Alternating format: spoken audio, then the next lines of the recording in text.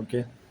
Kerala pension എന്ന് type ചെയ്യുമ്പോൾ latest Kerala വരുന്നു.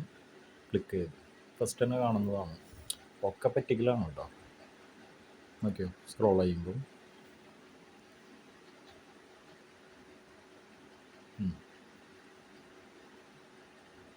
ഓക്കെ, അതിൽ കമൻറ്റ് നോക്ക്.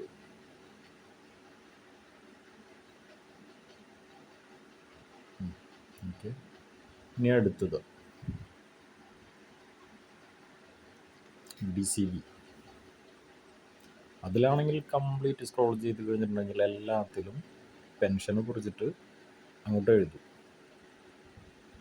അപ്പം നമ്മൾ ഇങ്ങനെ ക്ലിക്ക് ചെയ്ത് ഓപ്പണാക്കി നോക്കി കഴിഞ്ഞിട്ടുണ്ടെങ്കിൽ ഒന്നുമില്ല, ഇന്ന് വരും ഇതേ നാളെ വരും എന്നൊക്കെ പറഞ്ഞാൽ പറ്റിക്കലാണ്. നോക്കി പോകാം, എല്ലാത്തിലും ഇത് തന്നെയാണ്. പെൻഷനാണ് ഏറ്റവും കൂടുതൽ എല്ലാവരും നോട്ട് ചെയ്യുന്നത്. അവർക്കറിയാം. കമൻറ്റ് നോക്കി കഴിഞ്ഞിട്ടുണ്ടെങ്കിൽ അറിയാമല്ലോ, ഫുള്ള് ചീത്ത വിളിയാണ്. ഇതൊക്കെ കേട്ടിട്ട് ഈ ആൾക്കാരെ പറ്റിച്ച് കഴിഞ്ഞിട്ട് വീണ്ടും ഇതുപോലെ തന്നെ തമ്പനെയിലിടും.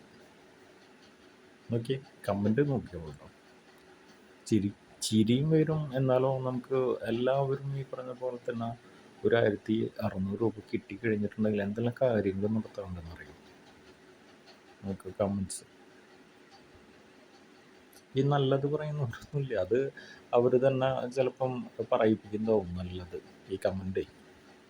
പക്ഷെ ബാക്കിയെല്ലാം ബാഡ് കമൻറ്റാണ്. ബാഡ് കമൻറ്റ് എന്നല്ല, ചീത്ത പറഞ്ഞിട്ട് അവരുടെ ഉള്ളിലത്തെ മനസ്സിലെ വിഷമങ്ങളാണ് അവർ പറയുന്നത്. ഇനി അടുത്തത് നോക്കി.